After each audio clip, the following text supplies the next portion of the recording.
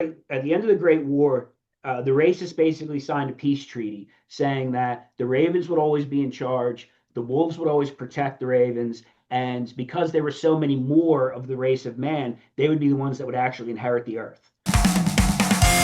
You're watching the Spotlight Network, starring Hollywood's newsman, Logan Crawford. They now believe a single member. He works with TV and film legends. And now, Logan's shining the spotlight on the world's top emerging authors and creators. International were abducted. This is Spotlight with Logan Crawford, streaming on Roku, Apple TV, and Amazon Fire TV. I'm Logan Crawford, and right now on Spotlight, we're diving into a powerful book, a book you won't want to put down. It is called Wolves and Ravens, Book 1, The First Law. It is written by a terrific author. His name is Richard Spegal. It is an epic fantasy where the Great War supposedly ended 1,000 years ago until one terrifying truth emerges. It was all a lie. As distrust of ravens spreads, disappearances mount, and dark rumors grow, the Raven Queens scramble to prove a buried history with almost no evidence left. Now the future may rest on a reluctant 7-year-old princess and her wolf protector, while unseen watchers close in from both sides. We're delighted to have this very talented author join us here today. We thank the team for helping us put him on TV today. And we ask viewers like you to support authors like him by subscribing to our channel and by purchasing his amazing book. The links are below this interview. Richard, thank you so much for joining me here today. Well, thank you very much for having me. It's nice to be here. It is an honor to have you on the show. You've done great work on this book. What was the inspiration behind it? Honestly, the inspiration behind it was a short story that I wrote years and years ago to impress a girl, basically. And I always wanted to do more with it. And then recently meaning like the last couple of years, I had to take a break from my other work because I needed to do a lot more research. So while I was researching that work, I decided to do something with the short story that I wrote, and I made this whole fantasy trilogy, and I had a lot more fun with it than I thought I was going to. So it just turned into something huge. Wonderful, wonderful. I think the best things in life are done to impress a woman. So Yeah. You're in good company there, without a doubt. So this is actually 3 books. Book 1, Book 2, Book 3 are all available for sale right now? Yes, we just got finished relaunching everything under my own brand. So everything kind of got relaunched at the same time. Okay, wonderful. Do you have a website or anything where people can find out more about your work? Yes, richardspiegel.com. The publisher made it for me. It's an amazing website. There's movie trailers for each book. There's a lot of other video behind the scenes content. They did an amazing job with the website. Great. Now I gave the folks at home a little bit of a setup. Tell them a little bit more about the story. You actually the intro you gave was great. And the story it focuses around 3 different races: the wolves, the ravens, and then normal people, the race of man. And they're starting to realize that there's something wrong with their world. And it's called the first law because that law is the cornerstone of their society, but nobody knows why it exists. They just follow it, and people get executed for not following it. And it's the Raven Queens that are realizing that there's something wrong. Like the law doesn't make sense, but they can't do much about it without risking another war. And it's just trying to research everything in secret, find out the truth behind everything, while at the same time, you mentioned like watchers on both sides, they have no idea that everything that they're doing is being examined by other people. It's a great premise. It's quite a story. Why set the truth 1,000 years in the past? I needed something. I needed something big. I had to use something big that everybody would remember, that would confuse everyone. And in the very, 'cause I'm not spoiling anything by saying, like in the very beginning of the book, like page 3, you meet the person who did it all. I mean, the audience finds out very quickly who's behind all of the horrible things that are happening. And it's through that influence that the first law was written, because that was what happened when the races finally decided to stop fighting. So the last thing that the demon who caused it all was able to do was, influence their minds to write this law. It's just nobody knew why they were writing it, but the law actually is what prevents them from being able to fight back.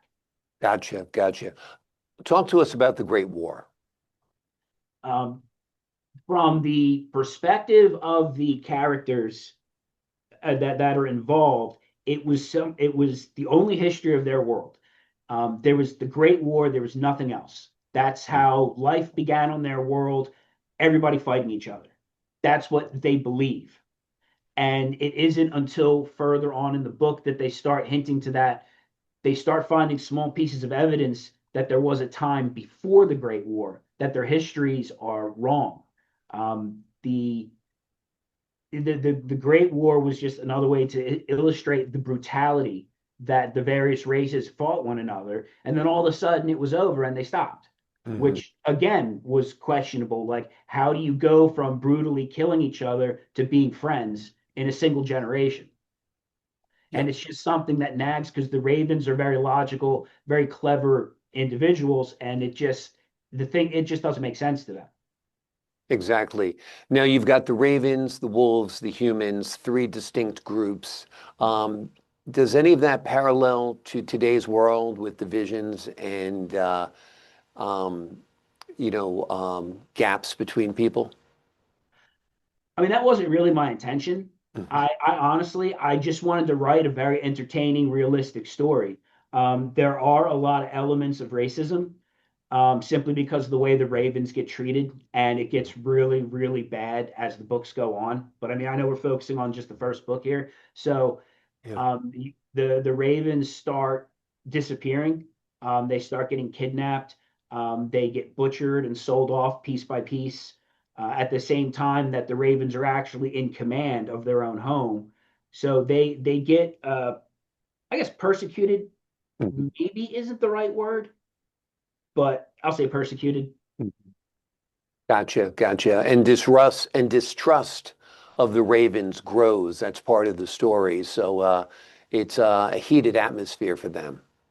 Yes, they're very the at the end of the Great War, the racists basically signed a peace treaty saying that the Ravens would always be in charge, the Wolves would always protect the Ravens, and because there were so many more of the race of man, they would be the ones that would actually inherit the earth. Hmm. So the Ravens are supposed to be in charge because of how clever they are, and they're very rarely wrong. But it starts to turn into distrust because the people start assuming they're manipulating us. Yeah. Talk to us about Queen Nanfing, if I'm saying it correctly, and Nanfang. her role in the story. Well, she's the current queen when the first book starts. She has access to everything that every queen before her has, and she's seen enough evidence to know she's right, but not enough evidence to do anything about it. And she knows ravens don't live very long. It's another mystery in the book. Ravens don't live very long, and she knows she won't live long enough to do anything about it.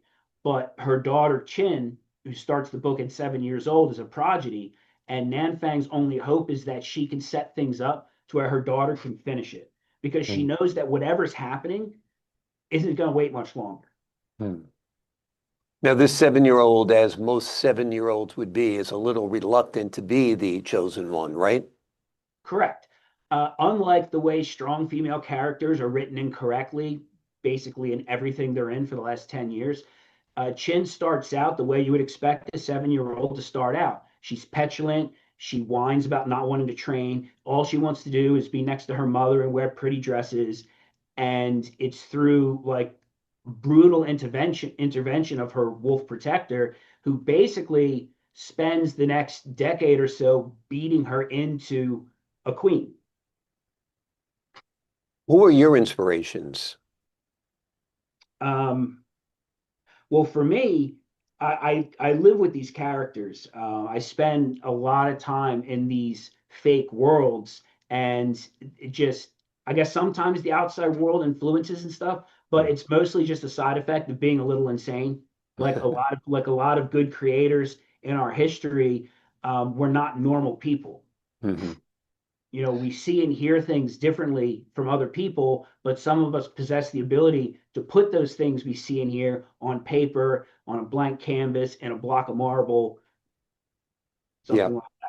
absolutely. But as far as influences go, are you influenced by movies, books, TV shows, all of the above? Any specific ones? No.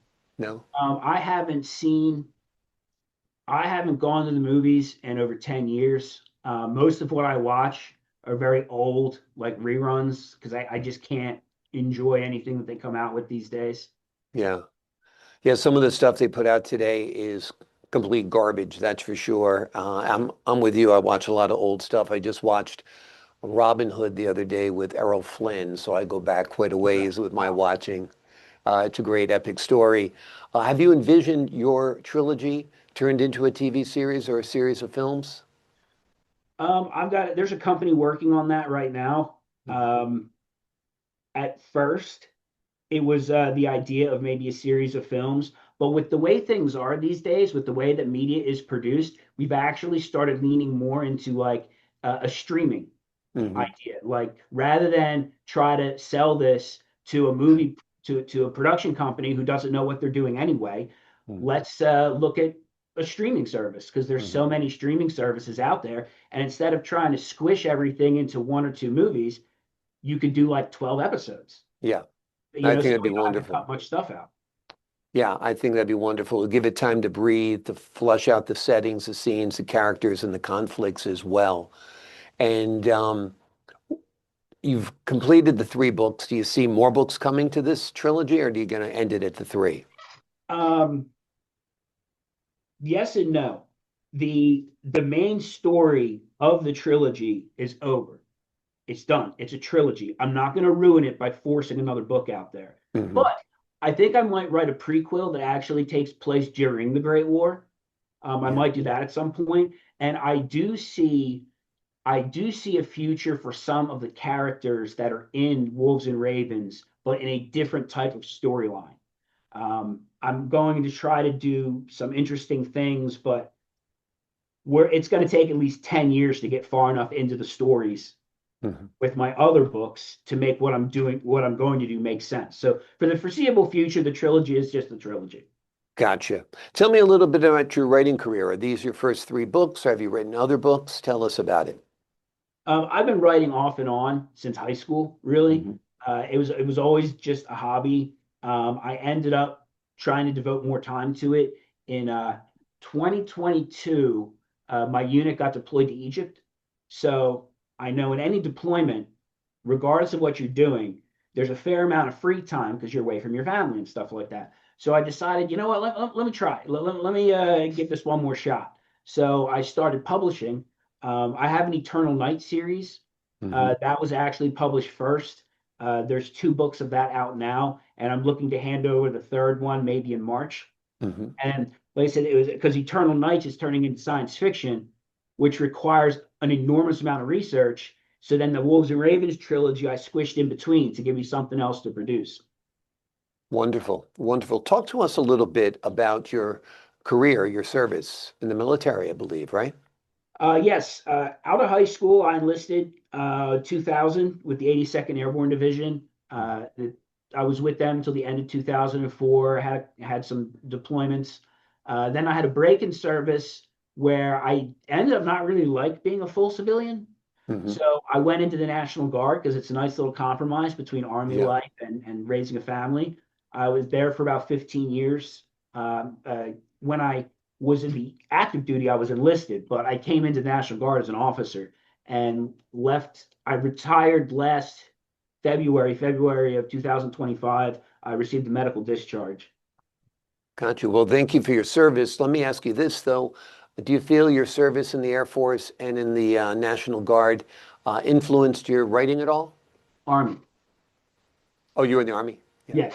Yeah. In some ways, yes. It gave me a lot of information to make things more accurate. Mhm. Um, my Eternal Night series takes place in the normal world, so my army experience allows me to know what kind of weapons, equipment, and things like that, and lets me make like the fight scenes more realistic. In Wolves and Ravens, it helped because some of the similar things about how the military aspects of the book go, and just not being afraid to just brutally detail whether it's something happening in the physical world, like some kind of a fight scene, or whether it's happening inside a character's mind. Because that's one of the things that sets my writing apart, is that I'm not afraid to explore like the dark corners of mental and behavioral suffering. Well, we're glad you do that exploration because it makes for fascinating stories. The name of the book we've been focusing primarily on today is Wolves and Ravens, Book 1. It is part of a 3-book series, and a prequel may be coming. The subtitle of this book, of course, is The First Law. It pulls readers into a world where history itself is a weapon and the truth may cost everything. Richard, thank you so much for joining me here today. Well, thank you for having me. I appreciate your time, your insight, and the wonderful work on this book. To the folks at home, I'm Logan Crawford, thanking you for your time this time. Until next time.